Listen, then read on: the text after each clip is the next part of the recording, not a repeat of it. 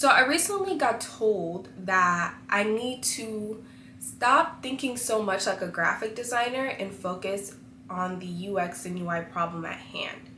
And at first I was like, interesting, like, what do you mean by that?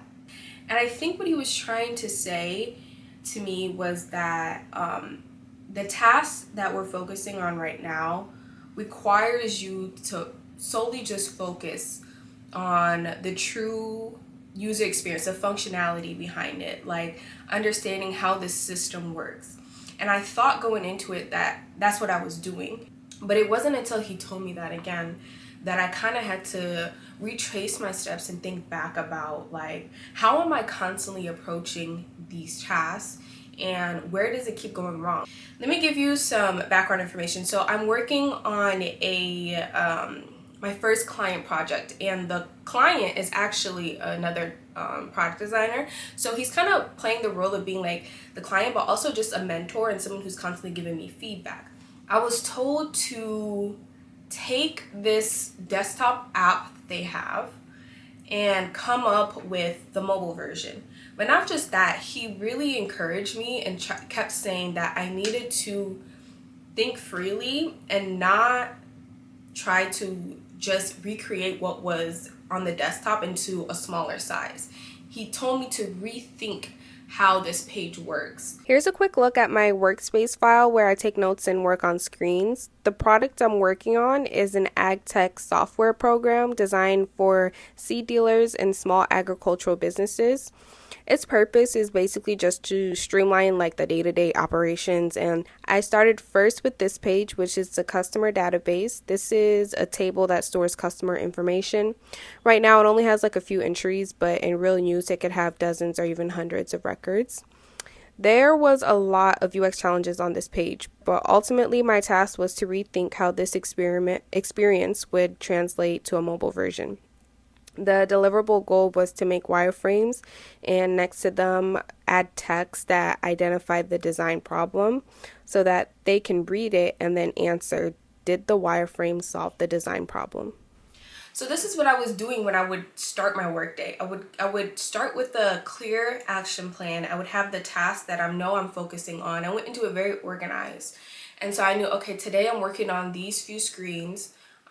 Let's get to work. So the first thing I would do, I would open up Mobbin and do like a split screen. So I would have Figma open up over here and then Mobbin open. And Mobbin is just a website that has screenshots of a whole bunch of different apps. It's helpful for designers to use and practice to by recreating different like popular apps, or also like get inspiration and stuff like that. The page I was working on was recreating the table, or I thought it was recreating the table. So I would go on Mobbin and I would search up table, and I would look at what was existing and then create a mood board. I would take screenshots of the screens that I liked and then create a mood board, and then I would use that to then work on the screens that I would present.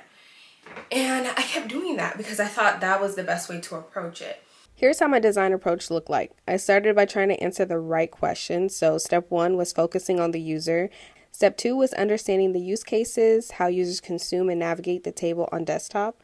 Looking back, honestly, this is a step I rushed through and I needed to take more time here. Step 3 was researching mobile table UI designs. This is where I spent a lot of time creating mood boards of designs I thought looked aesthetically good.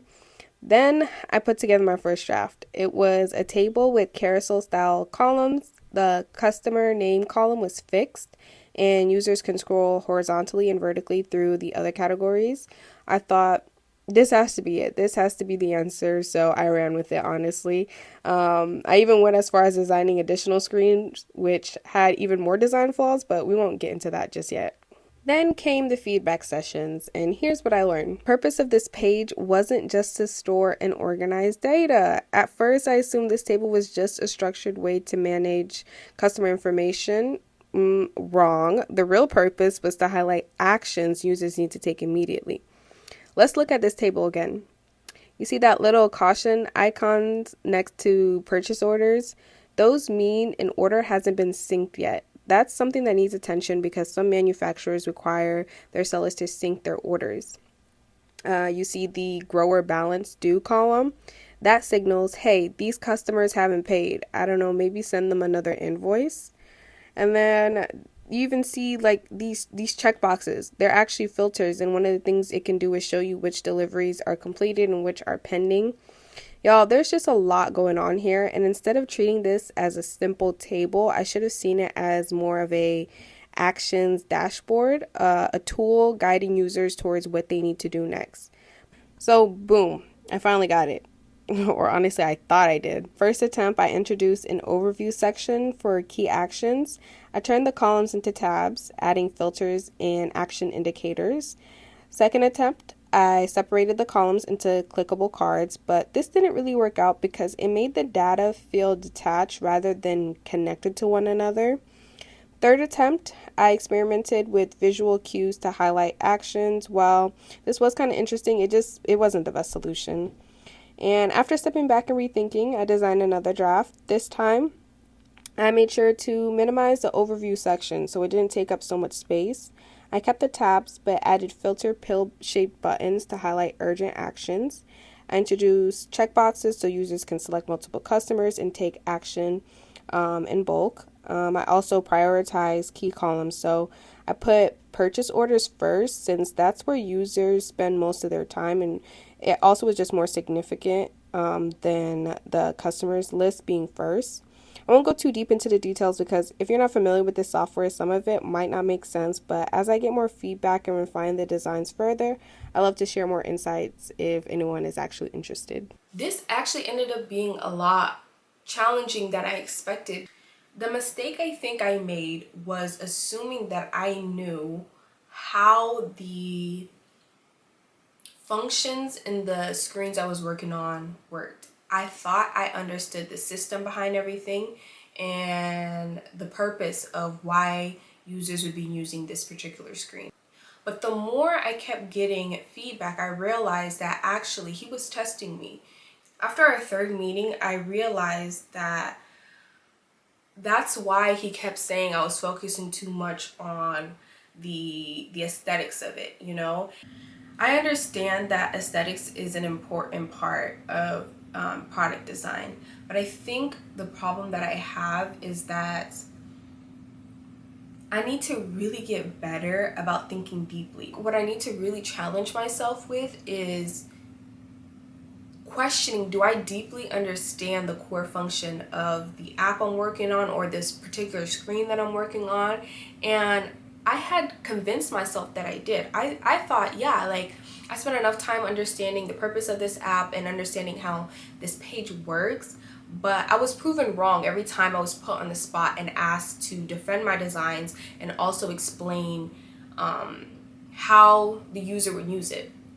And then it would be in those times where I would realize actually, like, you weren't looking at this the right way. I need to be able to defend the design decisions I make. So if I'm just creating a mood board and then just picking and choosing the elements that I like and think will work and then creating a new interface, I need to be able, when someone asks me, like, why did you decide to do it like this, I can't just say like, oh, because I thought it looked good, or it just seemed like that would be what would work. You know, I need to be able to be like, well, I chose it specifically because the user would be using it in this way, or it would function in this way, or you know what I'm saying? I felt like I couldn't truly defend my design decisions because I was just kind of choosing what felt right without really understanding why it was right. And that's a challenge I'm gonna have to like work on. He kept telling me too, like, I don't want to give you the answers. I want you to come to your own conclusions. And he would kind of like hint that, like, you know, like, hey, you're kind of like moving away from where I need you to be.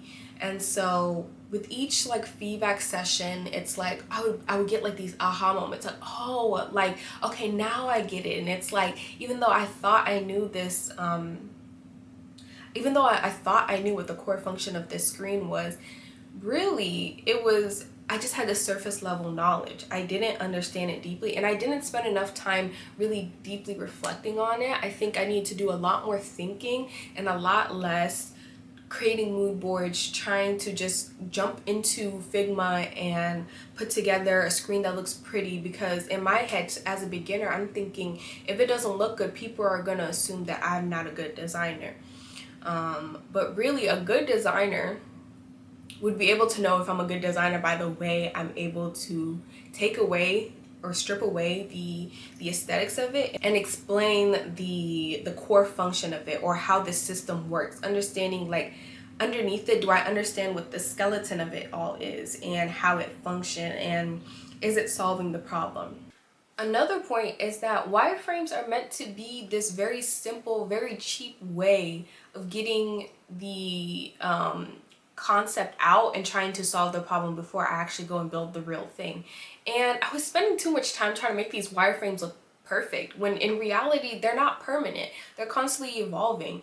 And instead of focusing on how the layout is going to look like I really needed to make sure that I proved that, hey, this is how I solved the problem. This is how the user can accomplish this goal. This is how the flow would go. You know, those were the important parts I was supposed to really focus on. And I think I kind of got in my own way by spending too much energy on things that wasn't necessary at the point that I was at.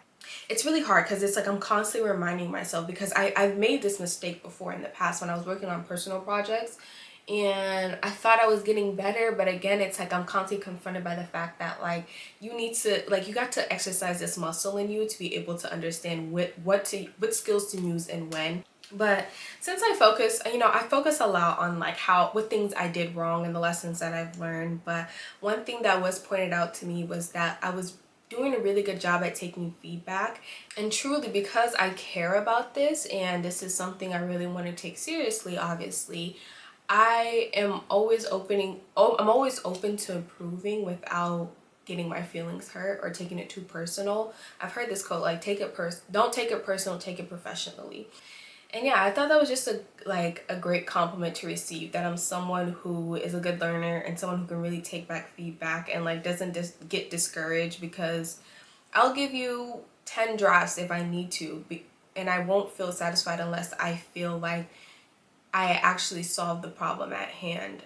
And so yeah, all I really can do is just continue to keep catching myself, being aware, and that's the whole point why I'm even like filming this right now, because like I've been so focused on trying to film like design videos and stuff like that, when honestly I'm still learning. And I think the best way for me to really grasp the lessons that I'm learning is to be able to explain it to myself. So as I'm talking to this camera, I'm explaining it to myself because I'm trying to prove to myself that I understand where I went wrong, how I went wrong, the consequences, and how I can fix my design approach.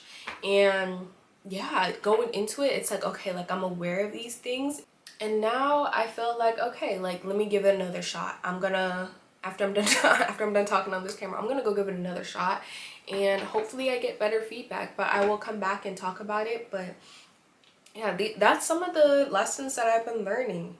Thank you for watching. I will see you guys next time. Bye bye.